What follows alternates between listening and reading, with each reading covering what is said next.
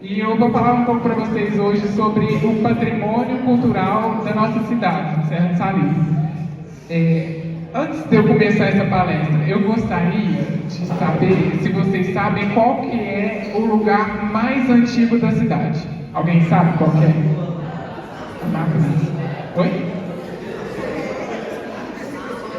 Nações não.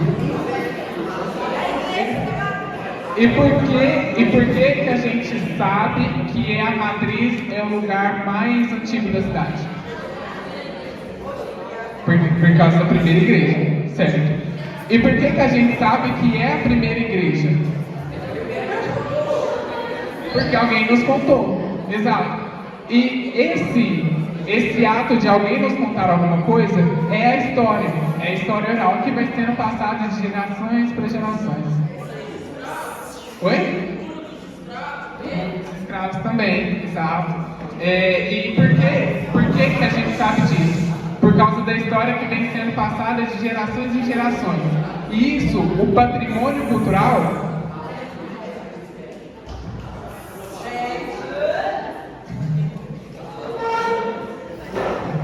o patrimônio cultural vai ser muito importante para a gente, porque o patrimônio, ele tem esse viés de trazer de gerações em gerações a história que é passada, certo? Então, por isso que é muito importante da gente trabalhar o patrimônio cultural dentro de uma cidade, de um estado, de um país, e é isso que eu vou apresentar para vocês agora. Primeiro, contextualizando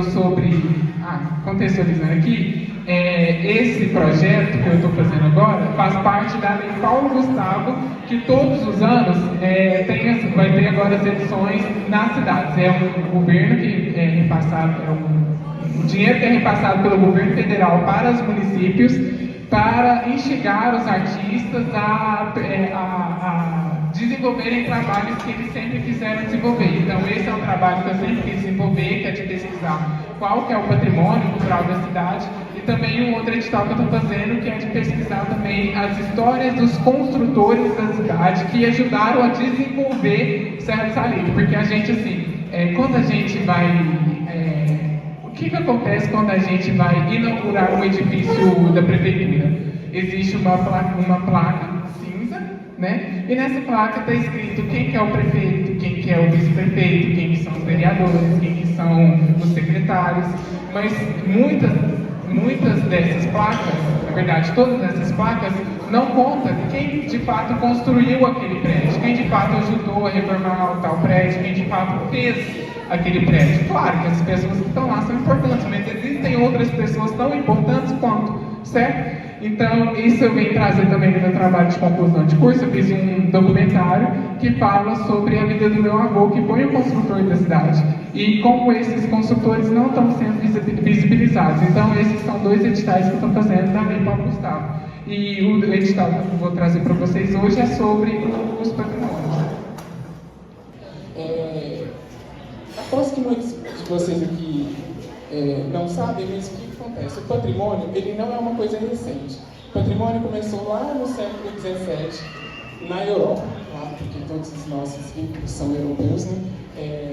E o patrimônio veio a partir de grandes pensadores que, vendo que havia muita destruição de alguns bens, de alguns prédios, de algumas cidades, eles resolveram criar esse conceito para meio que deixar a história viva assim, dentro da cidade.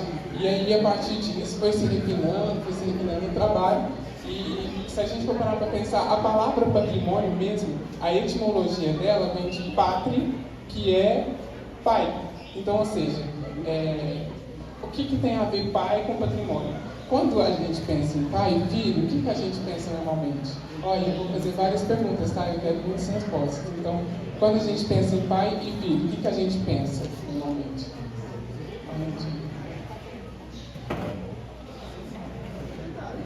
O que a gente pensa? Paternidade. O que mais? Quando vocês pensam no pai de vocês, o que vocês ganham do pai de vocês? Cuidado que vocês vão falar. Trabalho. O que mais? Além de trabalho, o que vocês ganham do pai de vocês? De genética, herança. Essa é a palavra que define o patrimônio, herança. No inglês, patrimônio cultural é traduzido para cultural heritage, que significa herança cultural. Ou seja, quando a gente recebe uma coisa de outra geração, a gente está recebendo uma herança. Então é esse o efeito do patrimônio, que é de receber herança de uma outra geração passada. E aí também faz o paralelo com a palavra de tradição. O que é tradição para vocês? O que vocês consideram como tradição?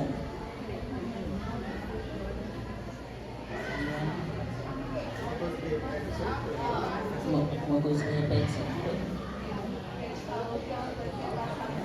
De geração em geração. E isso vai de muito encontro com a palavra de patrimônio, né? Ou seja, tradição e patrimônio são termos que andam juntos, são termos que são diretamente ligados. Né? E aí, por que é importante salvaguardar? Né? A gente, dentro do patrimônio cultural, a gente fala em salvaguarda. O que é uma salvaguarda? É quando a gente guarda a história de uma determinada coisa, de um determinado bem. Então, é essa a importância de salvaguardar essas histórias que são muitas vezes esquecidas. Por exemplo, se a gente simplesmente tivesse destruído a matriz, era uma história que estaria perdida, não era uma história que estaria registrada, salvaguardada, né? Então é muito importante isso. Agora, entrando um pouco nos conceitos mais técnicos, a gente tem 4 esferas para essa salvaguarda do patrimônio. A gente pensa assim, patrimônio é uma coisa assim, única, uma coisa do município mesmo, mas estamos errados.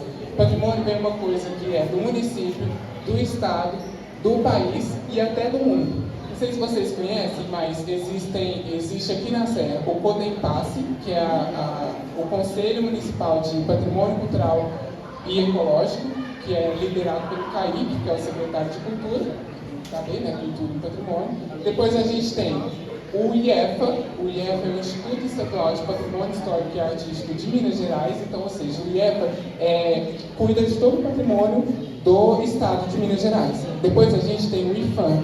O IFAM, ele vai cuidar do patrimônio cultural do Brasil, que é o Instituto de Patrimônio Histórico Nacional. E aí, por fim, a gente tem a Unesco. Vocês já ouviram falar da Unesco, sobre educação e tudo mais, que é a Organização das Nações Unidas para Educação, Ciência e Cultura. Então, ou seja, a Unesco cuida do patrimônio mundial. A Unesco foi criada em 1945. Em 1972, houve uma comissão chamada Convenção de Patrimônio Mundial. Nessa Convenção de Patrimônio Mundial, eles definiram que precisava ter uma instituição que regrasse os patrimônios que seriam de bem mundial. Então, ou seja, aqui no Brasil a gente tem vários itens que são patrimoniados mundialmente. Vocês conseguem citar algum? Não, algum não, tem vários. Então, vocês conseguem citar pelo menos 3 patrimônios mundiais do Brasil que fazem parte do mundo? Alguém? Presidentur. Qual mais? Falta 2 agora. Tem muitos. 2 patrimônios mundiais do Brasil. A esposa Terracota lá está querendo falar. O que você quer falar? Você vê. O que você imagina que é um patrimônio mundial?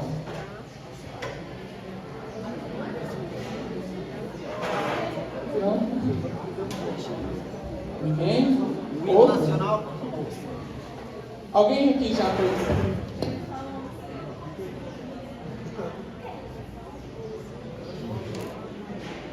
Também pode ser natural. Do Iguaçu? Exato. Também. Qual museu?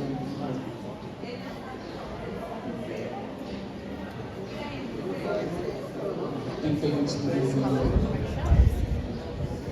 não sabe, não? Mas, por exemplo, tem uma cidade muito conhecida. Alguém aqui já foi para BH? Tem uma cidade lá perto que é muito conhecida. Qual que é essa cidade? Ouro Preto. Ouro Preto foi a primeira cidade tombada a nível nacional, ou seja, cidade. O centro histórico de Ouro Preto é todo tombado. Então, se a gente for parar para pensar o que é um tombamento, então, se a gente parar para pensar o que é um tombamento, seria as restrições legais para não descaracterizar aquele bem. Então, por exemplo, vamos imaginar, aqui nessa escola, se essa escola fosse tombada, hoje, não é que aquela vez ser tombada assim, mas se essa escola for tombada pelo patrimônio cultural, significa que não pode mudar nada nessa escola. Nada. Tipo, nada. Não pode fazer nada, a não ser que você faça uma requisição, um projeto e mande para o IFAM, por exemplo. Tá? Então, esse é o tombamento.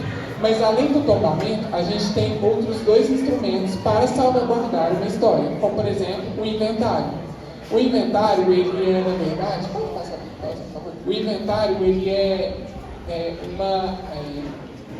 uma ficha catalográfica, uma ficha com várias informações sobre aquele bem que está sendo inventariado, para que você possa fazer ações futuras com esse bem. Então, por exemplo, se eu inventario essa escola, então essa escola vai ser levantada os aspectos sociais, econômicos, históricos, para depois a gente saber o que a gente pode fazer com essa escola, tá? E aí a gente tem também o registro, então a gente tem do tombamento, do inventário, e por fim a gente tem o registro. O registro, ele é na verdade para patrimônio imaterial, porque se a gente for dividir os patrimônios, temos um patrimônio material, que a gente consegue tocar alguma coisa, né? E a gente tem o patrimônio imaterial, que é uma coisa que a gente não consegue tocar, como por exemplo, o modo de fazer pão de queijo da avó de vocês. Pode ser um bem registrado. Tá? Aqui em Minas, vou passar daqui a pouco, mas aqui em Minas Gerais a gente tem os sistemas culinários mineiros. Ou seja, o jeito com que as cozinheiras fazem a farinha, fazem a mandioca e o milho, é uma forma registrada. Tá? E o que significa o registro? O registro é para você passar para outras gerações. E aí, falando sobre o registro, pode passar.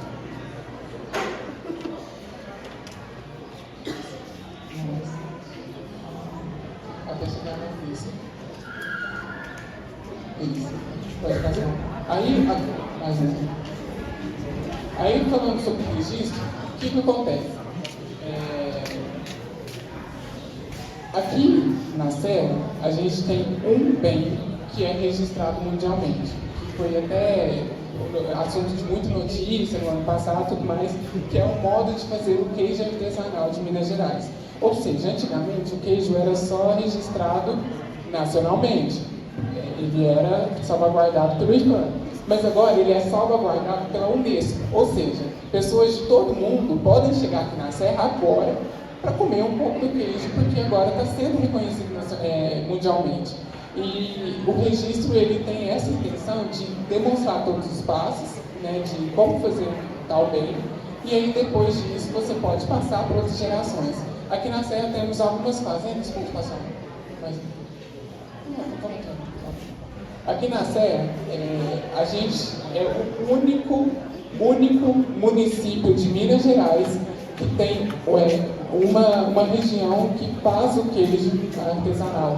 Ou seja, vocês estão vendo aqui, não dá para ver muito bem, mas aqui temos algumas regiões que tem várias cidades, como por exemplo a região do Araxá, que tem a cidade de Araxá, Paracatu, enfim. A gente tem a região do Canastra, a gente tem a região do Cerro, aqui, a gente tem a região da Diamantina, e todas essas regiões têm 1, 2, 3, 4, 5 cidades que fazem parte desse modo de fazer o queijo artesanal, mas a Serra única tem apenas um município, que é a Serra de Salitre mesmo. Então, assim, a gente é importante demais. A gente tem seis fazendas cadastradas. 6 fazendas cadastradas como produtores desse queijo Minas artesanal. A mais conhecida delas, que é a Fazenda Pavão. A segunda, que é a mais conhecida, que é a Fazenda Chicão. Depois tem a Fazenda Passo dos Bois, a Fazenda Catulés, a Fazenda Salitre e a Fazenda Nossa Senhora dos Sementes. Alguém aqui conhece alguma dessas fazendas? Qual? Do Canturex? Gente, cadê o queijo? Eu quero queijo. Depois traz o queijo que apareceu. E aí a gente tem as etapas de produção. O registro, como eu já falei para vocês, tem essa intenção de deixar registrado. Então, temos algumas etapas de construção. E primeiro, eu estou achando... Qual é o nome dela? Ah, do Canturex. Você quer falar um pouquinho pra gente como que faz o queijo, meninas? Vem cá.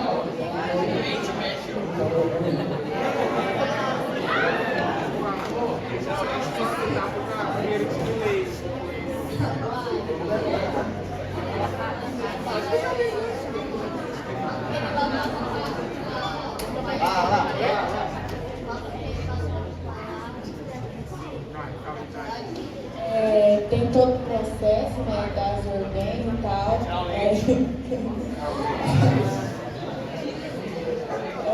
Aí a gente tira o leite e a ordenha joga pro tambor e aí a gente coloca o pai e aí o leite coalha, a gente mexe e coloca na forma, espreme o queijo, coloca na forma para endurecer, depois coloca o sal e é isso. É mesmo, lá no Jogo Gordo, antigo, fazendo macarrão, eles colocam uma casinha lá e deixam eles. Tem um lugar de processo, lá ele faz um lugar de queijo. E lá ele faz aquele queijo ensinado? Faz. Ele assim, curado, normal, faz tudo junto. Tá vendo que todas essas etapas que ela falou, tudo foi colocado no documento e tudo foi registrado para que depois a Viviane possa fazer esse queijo para depois ela passar para os filhos dela, para que os filhos dela possam fazer esse queijo. Então, essa é a intenção do registro mesmo.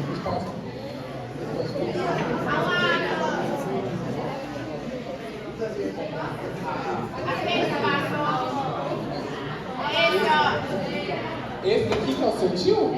O João Melo? Chocado.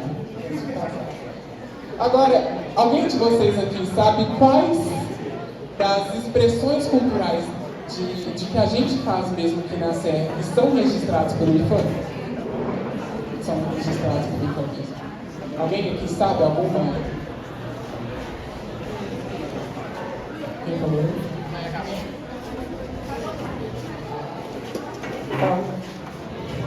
Algum registro que é registrado, algum registro que a gente faz aqui na Serra que é registrado pelo IFAM, sabe?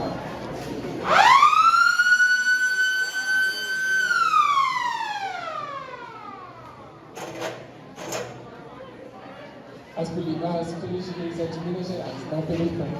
Mas pelo IFAM a gente tem a capoeira. Alguém aqui faz parte da capoeira? Já tem?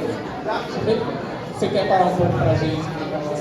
Você quer falar um pouco pra gente como é que é a capoeira? O que você sente?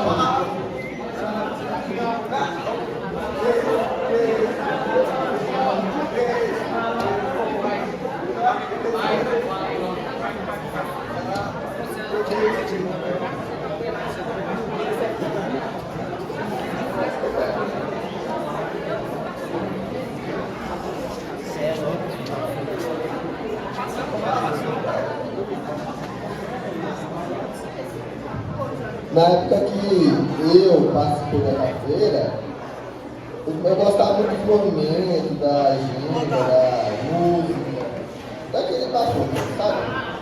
Era bom. Só que eu não gostava muito dos exercícios, né? Correr lá e lá, nossa, é trabalho. Depois eu ficava assim,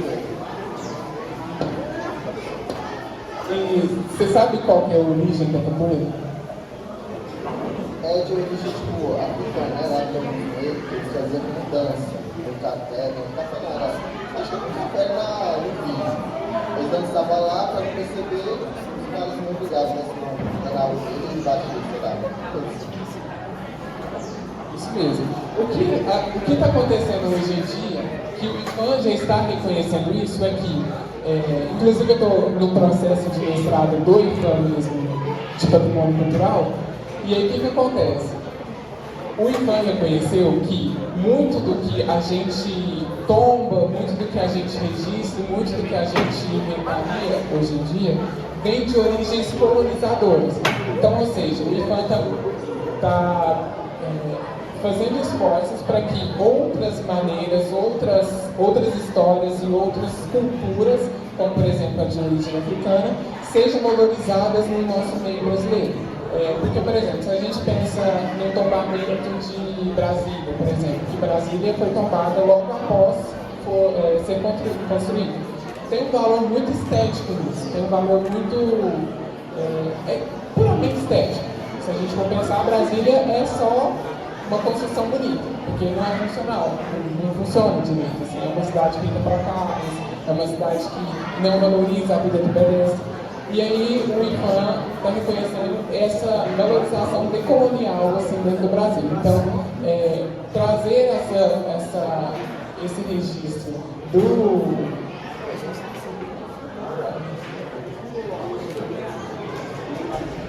registro da capoeira, por exemplo, como um registro nacional, é uma coisa muito importante.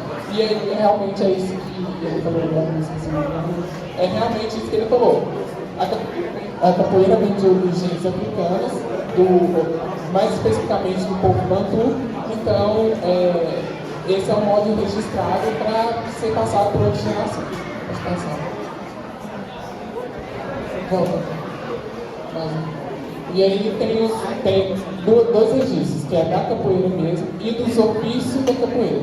Que é o seguinte, os mestres de capoeira, eles que são os detentores do conhecimento, eles que são os que vão passar esse conhecimento para outras pessoas. Então são dois registros diferentes, os que fazem a capoeira e os que passam a capoeira para frente. Pode passar mais um?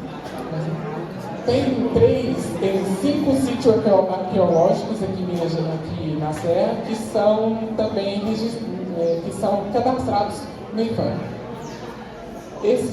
Alguém sabe o que é um sítio arqueológico?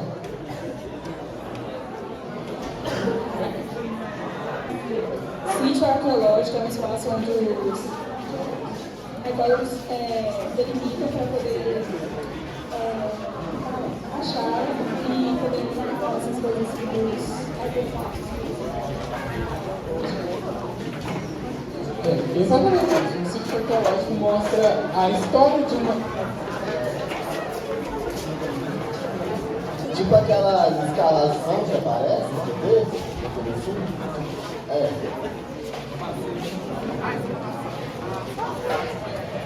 O sítio arqueológico tem a intenção de rever a história da ocupação humana de muito tempo atrás. Então, por exemplo, aqui na Serra a gente tinha, na verdade, esses sítios arqueológicos, que inclusive sabe onde fica hoje? Na Galvânia, na Euroquém. Quando o pessoal da Galvânia foi fazer a mineração lá, eles tiveram que entrar no processo com o IPHAN, porque tem 5 sítios arqueológicos lá, chamado Inhame 1 e Inhame 2, fazenda Muro de Pedras da fazenda do Sr. Bruno. Tem também o outro eu esqueci agora. Mas enfim, para você fazer alguma construção, algum impacto ambiental nesses sítios arqueológicos, envolve muito processo. Então, assim, você está destruindo a história daquele local ali antes mesmo dela ser historicizada, né? Agora, em relação ao IEF, isso que a gente falou foi em relação ao mundo, que foi do queijo menos artesanal, depois do IPHAN, agora do IEF. O IEF a gente tem 3 bens registrados também. O primeiro é a Folia de Minas, que aquela professora falou, se não me engano. Temos a Folia de Minas, que vem de origem religiosa também. Temos também as violas, sim. Temos o jeito de fazer a viola, temos também os violeiros, cadastrados aqui em Minas Gerais. Aqui em Minas Gerais a gente não tem nenhum, aqui na Serra a gente não tem nenhum que faz a viola mesmo. Mas em Minas mesmo a gente tem algumas pessoas cadastradas que fazem as biópsias. E por fim, como a gente tinha falado para vocês, os sistemas culinários da cozinha mineira, que é relacionado ao milho e é relacionado também à mandioca. Tá? Por fim, finalmente, temos os bens inventariados, registrados e tombados dentro do município, ou seja, a Comissão de Patrimônio Cultural da Serra que viu e falou assim, esse item aqui deveria ser um item patrimonial, tá? Vocês conhecem algum lugar aqui na Serra que deveria ser um lugar patrimonial, que deveria ser um lugar que tem que pesquisar a história, que tem que ser tombado, enfim? Vocês conhecem algum lugar aqui que deveria? Vou fazer essa pergunta agora e depois no final, quando eu apresentar o curso. Alguém sabe? Alguém fala algum item?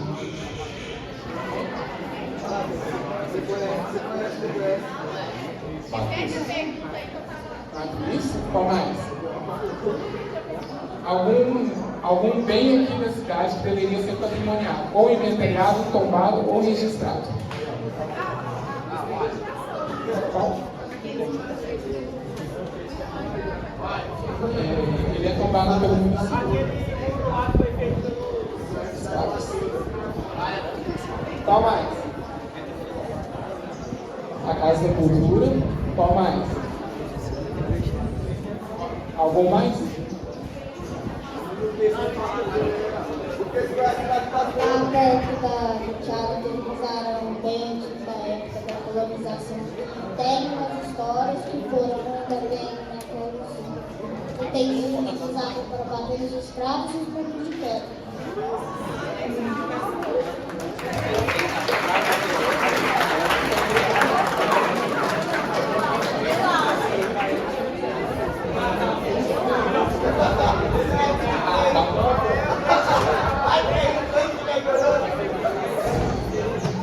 Mas aí agora eu vou apresentar para vocês quais que são os itens patrimoniais do município, e aí no final eu pergunto para vocês se vocês acham que tem mais algum que deveria ser. Tá? Primeiro, quem falou a Casa da Cultura? Realmente é um bem tombado, tá? Então, ou seja, não pode ser modificado nada na estrutura, nem na fachada, nem no interior da Casa da Cultura, que vocês gostam aqui, mas essa coisa de tombamento é uma coisa tão tanto complicada, porque algumas casas, quando eu estudei na BH, a gente estudava muito isso. Algumas casas elas são tombadas, mas os proprietários dessas casas não podem fazer nada, nenhuma reforma na casa, porque ela tem que ser tombada daquele jeito. Porque é um pouco rígido, né? Um pouco restrito, assim. Por exemplo, se você quer mudar uma parede interna, que não vai mudar nada na fachada, mas você não pode. Você tem que entrar com o processo, no Conselho Deliberativo, e aí esperar um tempo para isso. Então, assim, é meio que cansativo, sabe? Se você quiser fazer alguma coisa. Mas existem tentativas de mudar isso, né? De deixar as regras um pouco mais tranquilas, assim. E aí a Casa da Cultura, ela é um bem tombado aqui no município pela importância do município. Alguém que sabe da história da Casa da Cultura? Alguém sabe a história da Casa da Cultura?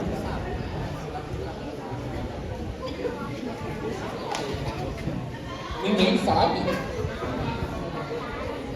A Casa da Cultura ela foi construída bem no começo da cidade mesmo. Inclusive, a cidade cresceu em torno da Matriz.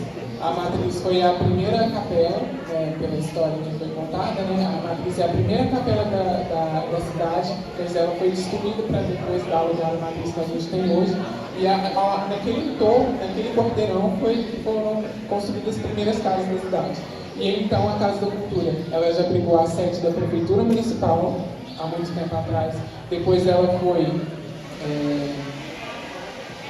foi sede da Biblioteca Municipal, depois foi sede da Imater e também serviu como abrigo para a Polícia Militar. Então, ou seja, o quanto de história uma edificação pode contar, né? Porque se a gente parar para pensar, teve muita história por trás disso. Assim, foi uma das primeiras edificações da cidade. Então, por isso que ela é muito importante para nós. Inclusive, pode passar, tem algumas fotos que eu tirei, inclusive está aberta para a população, tá? Se vocês quiserem conhecer um pouco da história da cidade, tem várias coisas importantes lá, inclusive tem aqui também, e é muito interessante de fazer parte, de visitar o local mesmo. E aí a gente tem também um outro bem tombado que está dentro da Casa da Cultura. Não sei se vocês já conhecem, mas é o Missale Romano. É o Missale Romano, que está dentro da Casa da Cultura. O que é a história do Missale Romano? O padre José Vitor, que leva o nome da Casa da Cultura, uma vez comprou da França. Então, esse Missale Romano chegou da França em 1950, 1970, por aí. E aí ele não usava nas missas, mas ele usava para fazer os estudos, para fazer as homilias e tudo mais. Então, missal, o livro que eles usam para ler as missas, sabe? Por exemplo, quando um padre está lá, você não sabe, quando o padre está lá no altar, aí ele tem um livro que ele fica lendo, né? Esse missário. Esse missário aqui, ele está escrito em romano. Ele está escrito na língua romana. Latim ou romano? Não sei. Latim, isso. Obrigado. Então é isso, essa é a história do missário. E aí, teremos aí o Muro de Pedras, que alguém aqui também falou. Se não me engano. O Muro de Pedras, ele também é um bem tombado. Ele fica perto da matriz. Alguém aqui sabe onde é a oficina? Oi? Um pouco mais para baixo. Isso, um pouco mais para baixo da matriz. Vocês sabem onde é a oficina? Oi? É o Mercado Central, não, daqui do mercado, né? Inclusive, não poderia construir mercado lá, não poderia construir nada lá, porque aquele perímetro lá, que é o tomado, mas aí, cidade pequena, vocês sabem que realmente não tem muito, principalmente antigamente, que não tinha plano diretor, então aí as pessoas realmente construíam, mas é um bem tombado e revela muito da história da cidade. Por quê? É um muro de pedras construído por escravizados. A história oficial, que é muito contada, é o que veio o capitão Luiz Manuel, veio para a cidade, ele construiu uma igreja e a partir disso foi construído. Mas existe muita história por trás disso, sabe? Não é simplesmente a chegada dele começou no princípio. E o que tinha antes daqui, sabe? Então, assim, existiam escravizados, existiam pessoas que tinham fugido, existia um quilombo aqui. Inclusive, tem uma terra quilombola aqui, tem um território quilombola aqui, que é muito extenso, que é aqui para baixo, inclusive. Aqui para baixo, vai para lá. Então, assim, existe muita história por trás de uma pessoa que chegou aqui e construiu uma igreja, tá? E, inclusive, eu falo isso nesse documento, quando ele for disponibilizado, vocês dão uma olhada na história, no contexto histórico e social de CR13. E é muito interessante, assim, porque essa maneira de contar uma história de que uma pessoa chegou e foi construindo, invisibiliza outras coisas que estavam por trás. Isso a gente vê muito bem na história de Pedro Álvares Cabral, né? A gente vê muito bem na colonização do Brasil. Existia muita coisa antes da chegada dele, existia indígenas, existia muita coisa. Então, assim, é meio que dar palco para o colonizador. E aí agora a gente entra nos bens que estão inventariados. A partir de agora, nenhum bem mais aqui é tombado. Foram só os três, que é a Casa da Cultura, o Missário e o Muro de Pedras. Mas a Igreja da Matriz é inventariada. O que eu acho que ela deveria ser tombada. Porque assim, uma igreja bonita dessa, num contexto que está bonito desse, eu acho que ela deveria ser tombada para não descaracterizar esse bem, porque conta muita coisa interessante da cidade. Agora, temos também a estação ferroviária da Catiara, não sei se vocês conhecem, provavelmente sim. Inclusive, ela foi muito importante na década de 20. Quando eles estavam fazendo os ramais de ferro, eles fizeram uma estação lá na Catiara e isso ajudou muito a escoar os queijos que eram produzidos, por exemplo, na casa na fazenda da Fabiana. Então, essa estação foi muito importante, principalmente também para transporte de passageiros. Não sei se vocês sabiam, mas antigamente os passageiros pegavam trem por essa estação. Então, hoje em dia não existe isso mais, mas antigamente existiu muito.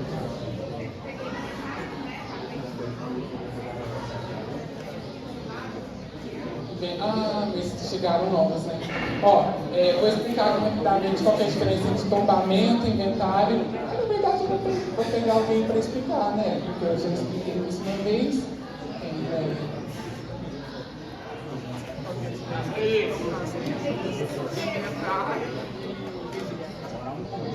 Posso ter.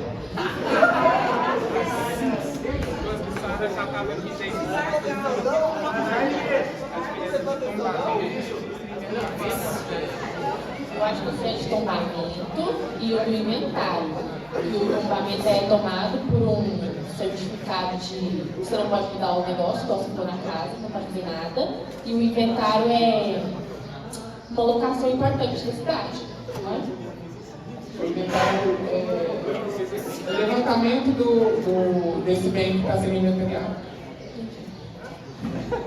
E agora o registro. Tem isso, exato. O inventário, isso. Esse é o processo. Que aí o inventário ele antecede o tombamento. Você precisa de inventário para fazer o tombamento. Você precisa da história daquele lugar. Agora o registro. Alguém?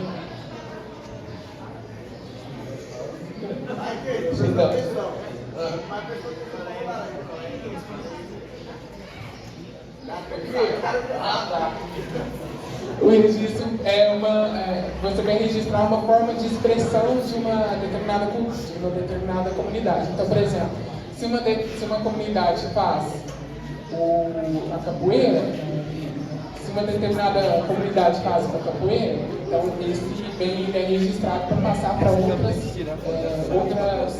gerações. Registrado, vou passar agora. Essa é uma edificação lá na Catiara, que também foi inventariada.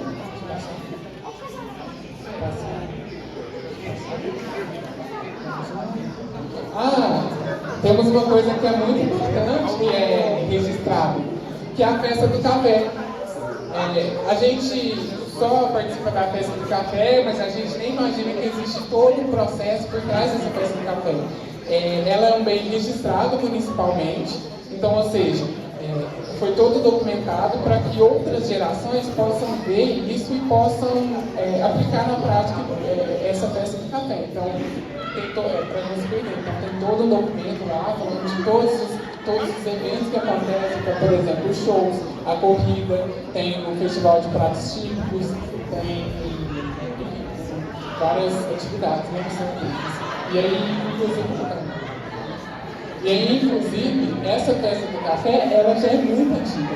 Desse lado aqui, a gente tem algumas fotos que começou desde a década de 70, com o prefeito Hélio Machado. Ele que inventou essa festa do café para elevar mesmo essa cultura cafeeira que tem aqui dentro da cidade, né? Então, é isso. Pode passar para a nossa rainha.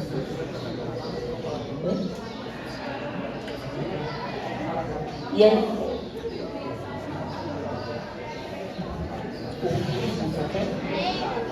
o reino do café.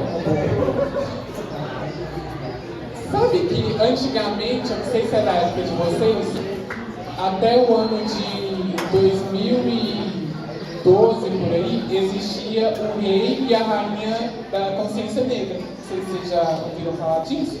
Inclusive a minha madrinha, que é a Camila, ela foi a última rainha da consciência negra, foi mais ou menos em 2012. Mas aí a partir disso já tiraram, porque eu acho que eles viram que tinha como duas rainhas, né? A rainha do cabelo e a rainha da consciência negra, então eles passaram tudo para uma só para incluir as negras. Apesar de 10 anos na vida, não tiveram nenhuma candidata negra nenhuma candidata negra na rainha do café. Esse ano teve.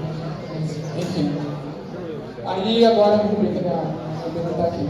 E aí agora temos também as congadas que estão bem registradas municipalmente. Alguém aqui sabe da história dos congados? Alguém se atreve a falar da história dos congados?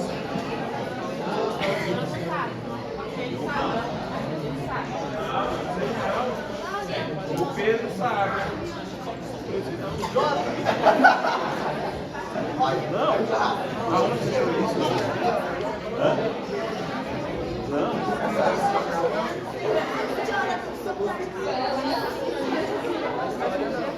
Não sei.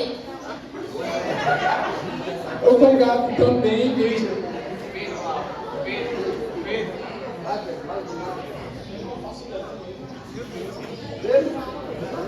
O congado também vem de origens africanas, tá? Como a gente consegue ver que muita gente negra participa dos congados, mas gente branca também participa porque é super aberto para isso, tá? O que acontece é, antigamente, os negros escravizados usavam a dança e os movimentos com os pés e tudo mais como forma de manifestação cultural mesmo. Isso se manteve apesar da escravização, apesar de todo esse processo de diáspora africana e tudo mais, eles continuaram a manter esses manifestos culturais, apesar do sincretismo. Júnior é ótimo para falar de sincretismo, mas o sincretismo é uma fusão de religiões. O sincretismo religioso é uma fusão de religiões, ou seja, fusão da religião de matriz africana e fusão da religião católica. Então, ou seja, eles foram obrigados a ser católicos a todo custo, porque os portugueses eram católicos, então eles precisavam ser católicos também, né, colonização e tudo mais. Então é isso. Então, é uma resistência negra em meio a todo esse processo de violência e tudo mais.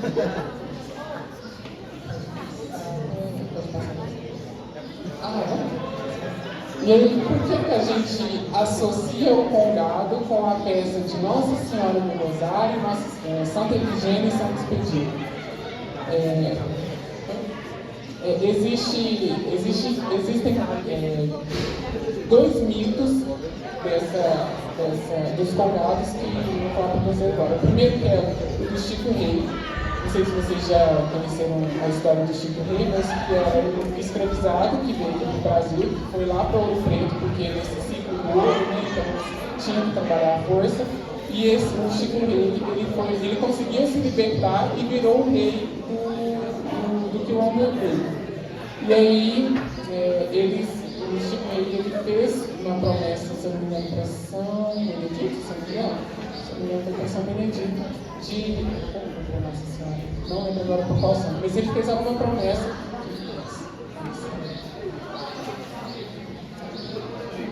Eu acho que tem um filme sobre esse Chico Rei. Eu não sei certeza, mas eu vou procurar aqui.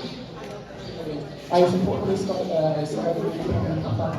E aí tem o outro mito que é da devoção dos três santos, da Nossa Senhora do Rosário, porque dizem que ela resolveu ficar do lado dos escravizados. Então, uma vez tem uma história de que ela apareceu para os escravizados e depois eles tentaram colocar mais para frente, eles tentaram mover uma estátua de Nossa Senhora, só que eles não estavam conseguindo porque estava muito pesada. A partir do momento em que os negros dançaram, do jeito dos congados, que eles conseguiram mover porque ela ficou um pouco mais leve. São histórias, né?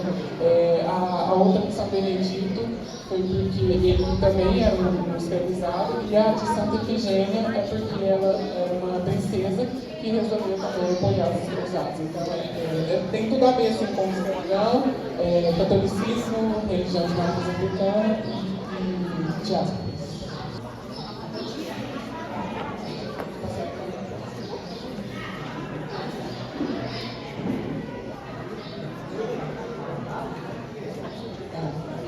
Aí a gente tem também um outro inventariado que é as rendeiras e as bordeiras. Alguém conhece essa senhora aqui? Ela é muito característica aqui na cidade. Alguém conhece ela? Quem conhece? Quem? É a Dona Áurea.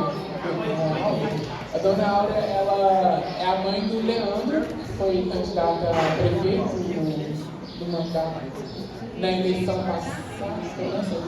na eleição passada.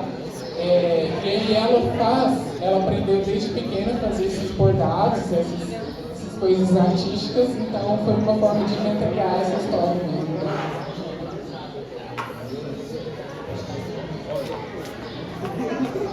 Temos também a peça do Rosário lá no distrito de Catulés, que é um inventariado, então, ou seja, eles pegaram esses planos.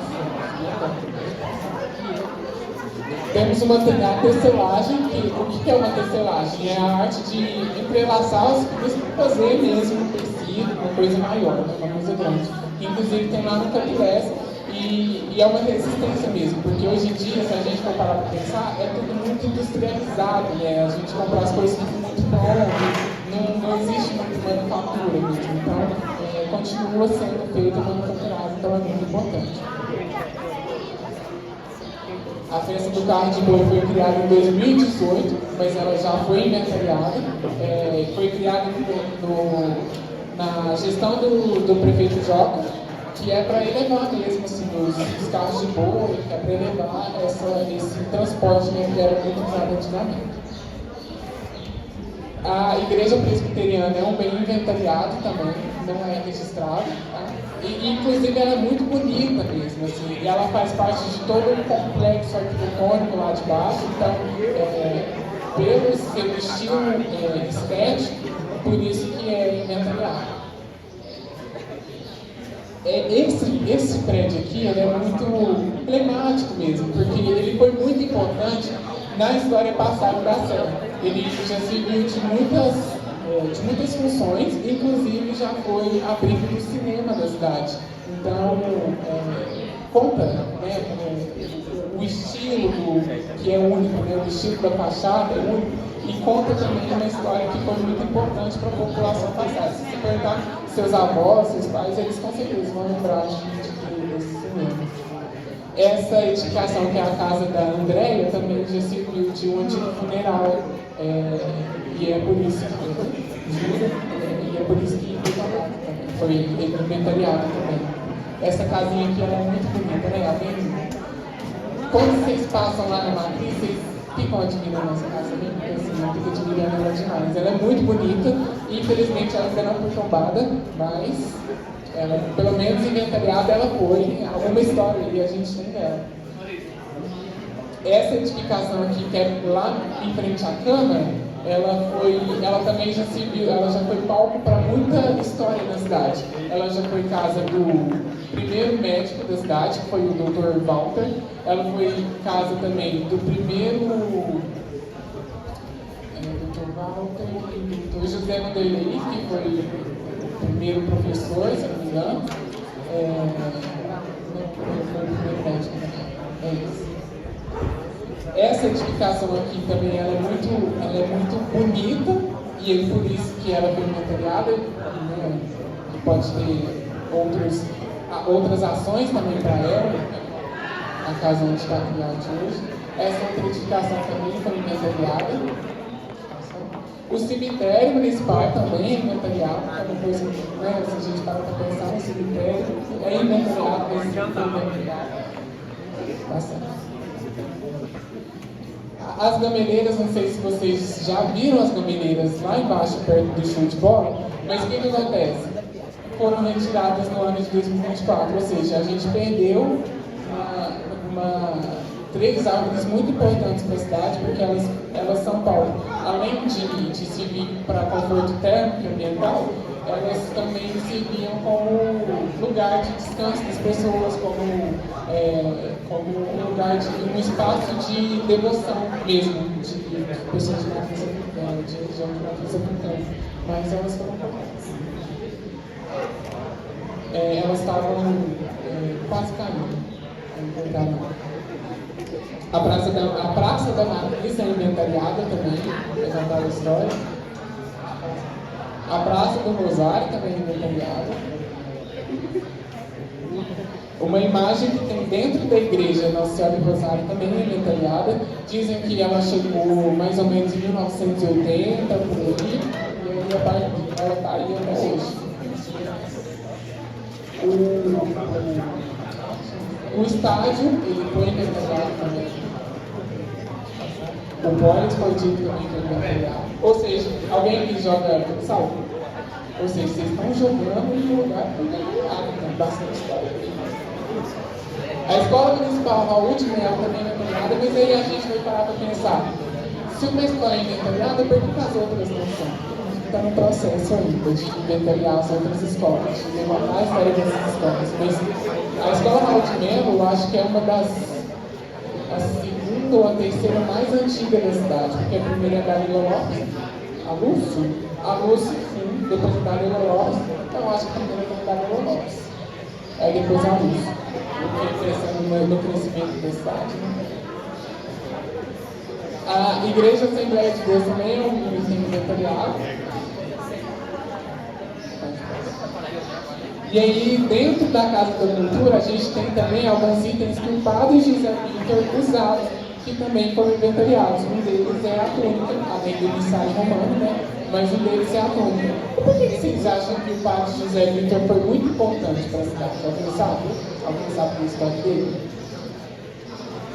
O padre José Vitor foi o padre que ficou mais tempo aqui na paróquia. Eu acho que, se eu não me engano, ele ficou mais de 30 anos na paróquia. E se a gente for parar para pensar, hoje em dia, um padre pode ficar no máximo 4 ou 6. O padre pode ficar 6 anos, ele ficou 30. Ou seja, gostava demais da cidade. Temos também um acervo de maquetes do Pedro Cortes.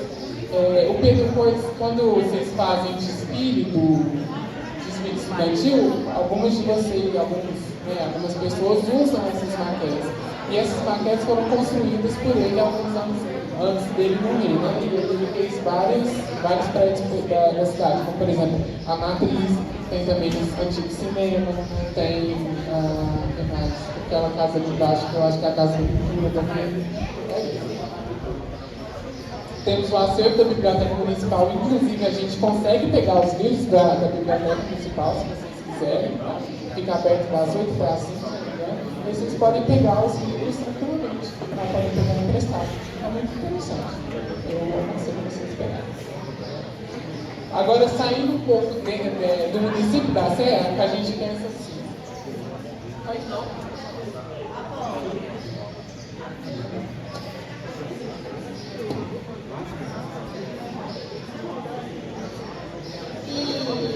A festa dessa capela, ontem onde eu sou coroinha, e todo ano tem a festa que representa a Santa Cruz.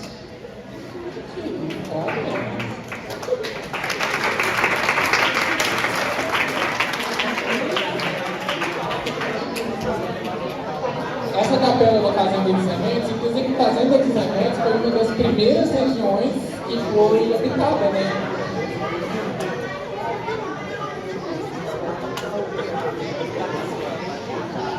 Isso mesmo. Esse menino tá veio.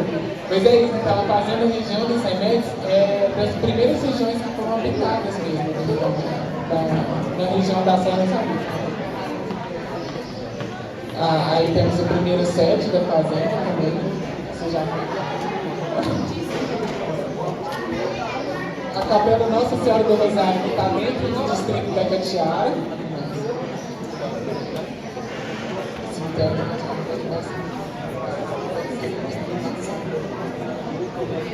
A Igreja do Rosário lá no Catulés também é um meio temporário. E ela também foge um pouquinho, né, do que a gente sabe por igreja católica, assim, porque normalmente as igrejas é feito de um torre maior, ou no centro, ou nas extremidades, e essa igreja só tem uma torre que na verdade nem serve uma cruz, né?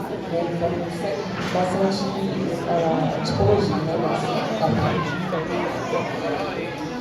Temos a Fazenda Vassouras, que também é uma importante fazenda que tira a gente da Serra, né?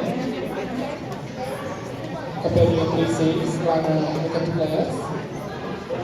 A Capela dos Coqueiros também, no distrito do Catulés. Temos o Cruzeiro, que é esse que fica aqui na frente, esse cruzeiro aqui, ele é memorial, sozinho. Temos alguém que já foi lá na barragem da Moitinha? onde pessoas são encontradas mortas. A barragem da Moitinha é um bem inventariado também. Meninos, gente, pessoal,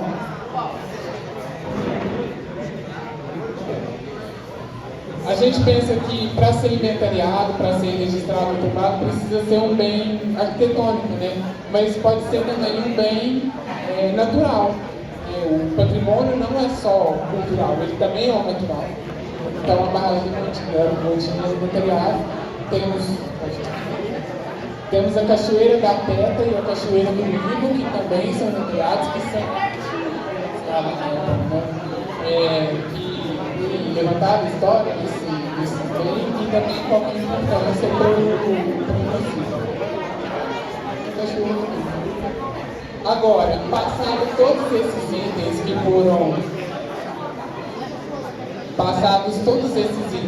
foram inventariados, registrados ou tombados, vocês acham que existe algum outro item aqui na Serra que deveria ser lembrado de alguma forma, que deveria ser resgatado à memória? Qual que vocês acham que deveria?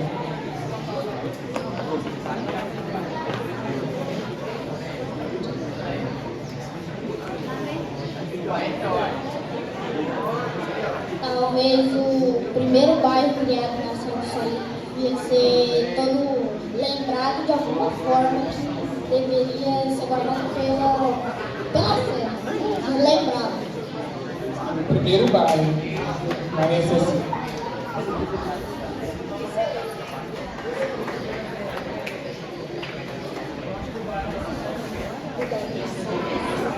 O bairro Maçons, inclusive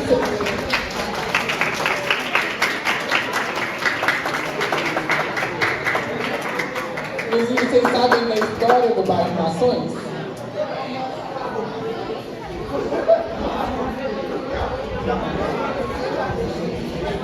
Eu não consigo entender isso.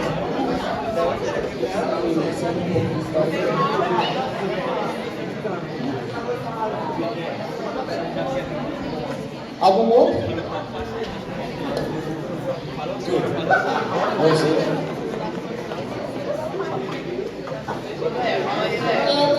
Uma das segundas imagens, depois da campanha que eu falei, lá deveria ser reformado e lembrado, porque lá é um lugar onde tem muita história e lá é todo fechado para não ter nenhum tipo de...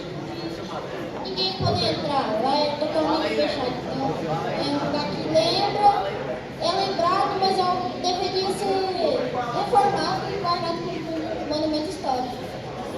Qual que é o mesmo lugar? Perto da capela, um pouco pra frente. Muito bem, né? A gente precisa lá na prefeitura. Algum outro lugar? Vocês lembram?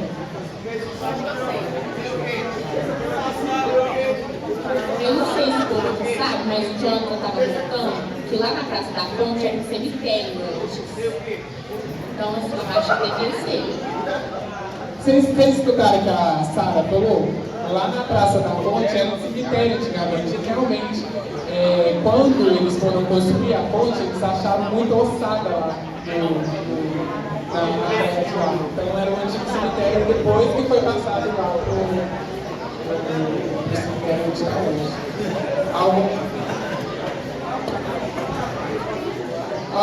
Algum outro bem que vocês acham que deveria ser tombado, registrado? Algum outro?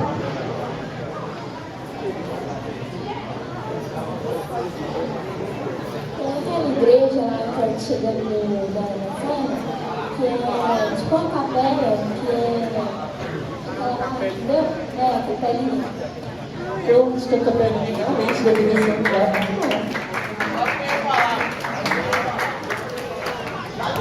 Alguém mais quer falar?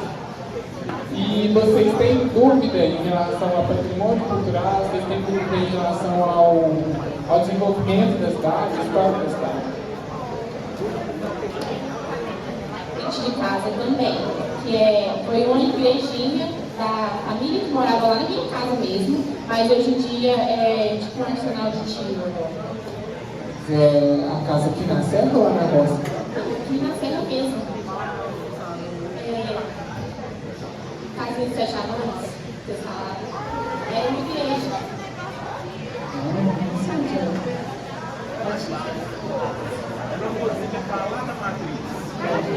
Sua casa é, mas a capela.